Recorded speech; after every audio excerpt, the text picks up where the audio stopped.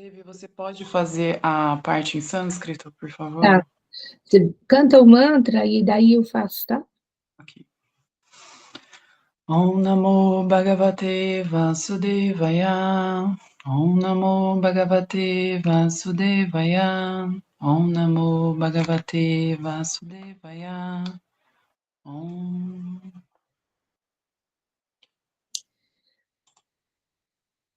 Então, estamos no capítulo 14, os três modos da natureza material, os versos 17 e 18. Verso 17. Sadvat sanjayate jnanam rajaso lobhaevacha pramada mohatamaso bhavata jnanam evacha. Verso 18.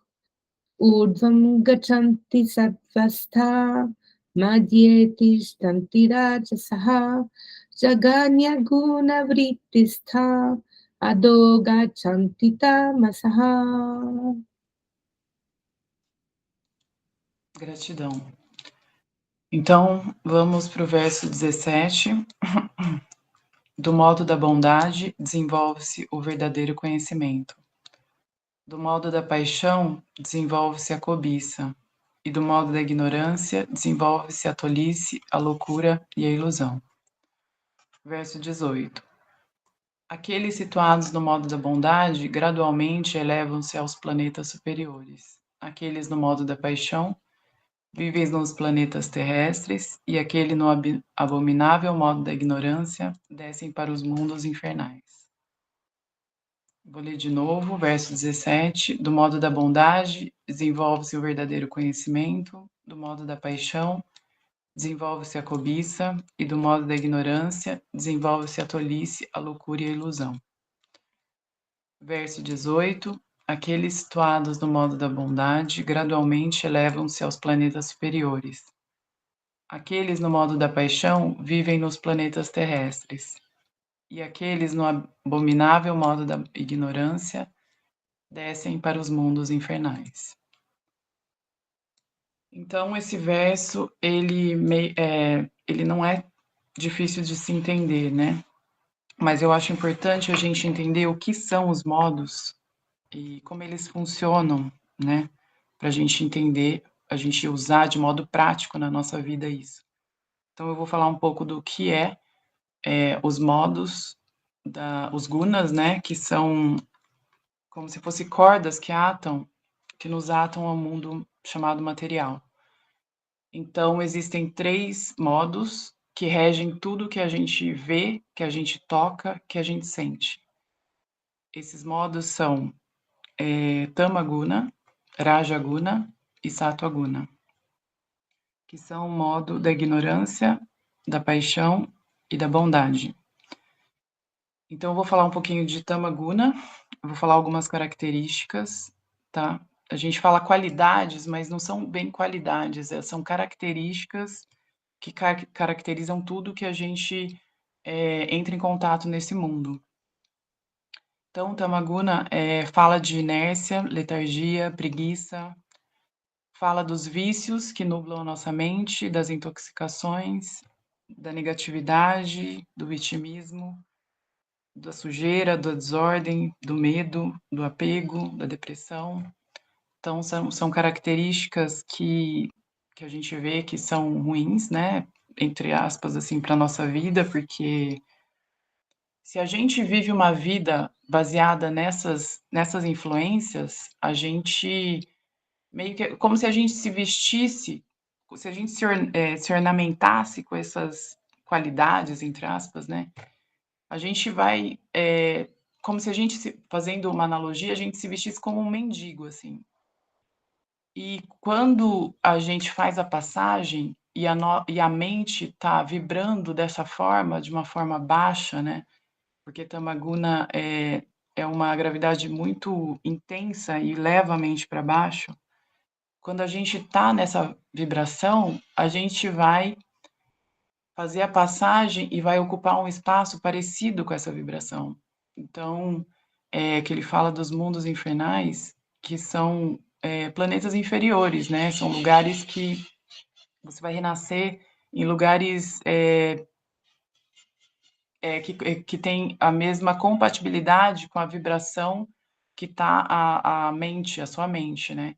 Então, quando você está vestido como mendigo, você não vai para um lugar, para uma festa de um baile de gala ou um lugar normal, né, de vida normal. Você está sempre nas calçadas sujas ou num abrigo sujo e num lugar desagradável. Então, quando você está com a mente voltada para essas qualidades, você, além disso, você está vivendo uma condição miserável, uma condição depressiva, ansiosa, você não está com paz, né? Então, viver no modo Tamaguna é viver numa condição muito inferior e muito negativa. Então, nós não devemos olhar para esse caminho, né?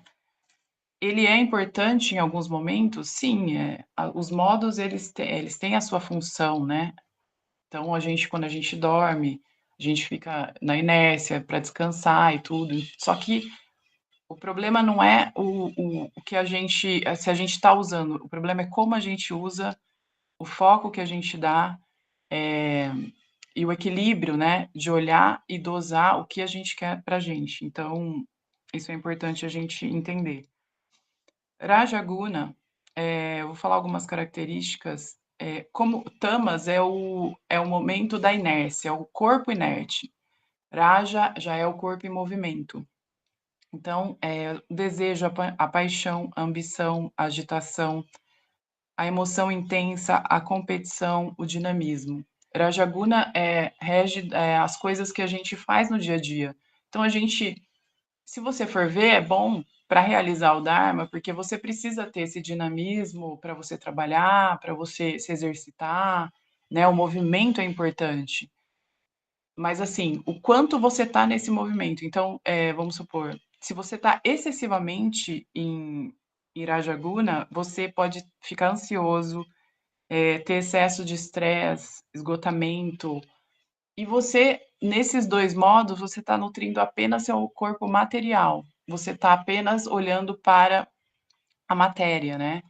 Que é Maia. Então, no caso, vamos supor, a gente está vivendo muito na superficialidade e no primitivismo nesses dois modos. Porque a gente só vai estar pensando em dormir, comer, se defender, acasalar, e pensar em lazer. Então, basicamente, a gente está fazendo o que um animal faz, né? Então, não é interessante a gente estar nessa condição. Se a gente for fazer a analogia da roupa, a gente pode pensar que Rajaguna, você se veste como um plebeu. Como um plebeu, você vai continuar nos ambientes comuns. Então, quando você fizer a passagem, você simplesmente vai continuar renascendo aqui. E aqui você pode pensar também que quando você está na modo competição, nós cometemos infrações geralmente, porque o poder ele é complicado, né? A gente passa por cima das pessoas e se justifica, né? Achando que isso que é o ok e não é, e aí a gente comete karmas, e aí a gente vai colher o fruto desses karmas e o sofrimento vai continuar. Então, você manter só no modo da paixão, você vai simplesmente renascer e continuar nesse modo de sofrimento, né? Então, não é interessante. A gente Agora, ok, a gente precisa desses modos para a gente viver a nossa vida. Não é que a gente não possa trabalhar, se exercitar, isso é bom. Só que é o quanto a gente está nessas qualidades, né? Enquanto a gente permanece permanecer só nisso é viver uma vida superficial e não voltada para a alma, que é o princípio eterno, que é a única coisa que não é uma ilusão, né? Então, Sattva Guna fala dessa instância, na instância da alma, da consciência. Então, a gente pode falar que as qualidades de Sattva Guna são serenidade, calma, bondade, espiritualidade, a vitalidade, a saúde, o desapego, a generosidade, a compaixão, a alegria, a felicidade, e a conexão com o absoluto. Então, quando você vive uma vida usando os outros modos, mais conectados com essa instância Sattva-guna, você se eleva sua consciência. Então, se a gente fizer uma analogia, você vai estar vestido com o perfume do Senhor Supremo, você vai estar com um traje de gala, e quando você fizer a passagem, a mente vai estar impregnada com as qualidades elevadas. E quando é vibração. Você tem que pensar que é muito matemático isso, né? No sentido de, se sua mente está elevada, você vai entrar em contato com um ambiente elevado. Se sua mente está decaída, você vai para um lugar decaído. Então, quanto mais você tiver em Sattva-guna, quanto mais você tiver voltado para a rinsa, para a não violência, se alimentando de maneira adequada, com a sua mente conectada com o Senhor Supremo, com o seu coração com compaixão, você vai estar muito elevado e na condição da consciência. Quando você fizer a passagem, você vai para um ambiente elevado, você vai melhorar muito a sua condição existencial. Então, estar em Sattva-guna, você pode usar os outros modos, né? Naturalmente, vamos usar os outros modos. Então, a gente pode se divertir, a gente pode, sabe, se comunicar, entrar em contato com as pessoas, comer bem, né? Fazer tudo que da vida material, mas a gente não pode se desconectar com o Supremo. A gente tem que estar sempre com os pés no chão, mas a cabeça a gente tem que estar elevada, né? E essa é uma condição importante, não só na hora da passagem, claro, na hora da passagem é muito importante, mas na vida, para a gente ter serenidade, tranquilidade, paz, né? Para a gente viver uma vida dármica. E é isso. Basicamente, eu acho que, espero que vocês tenham entendido. E a gente está fazendo isso aqui todos os dias quando a gente entra nesse ambiente sagrado, configurado com os mantras. A gente está fazendo a nossa prática espiritual, a gente está se elevando, é a primeira coisa que a gente faz no dia, então a gente está se direcionando a nossa mente, elevando a nossa consciência.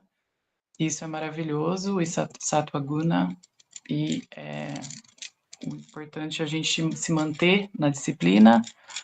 E todas essas informações são importantes para a gente pôr o óculos, as lentes do conhecimento e entender tudo que se passa na vida e escolher o caminho que você quer traçar, que você quer trilhar. O caminho de Sattva-guna é um caminho que vai te levar para o Senhor Supremo, para a companhia do Senhor Supremo e para as maravilhas, para as delícias dos mundos superiores. Acho que isso é muito bom, né? E é isso, gratidão, namastê, Hare Krishna.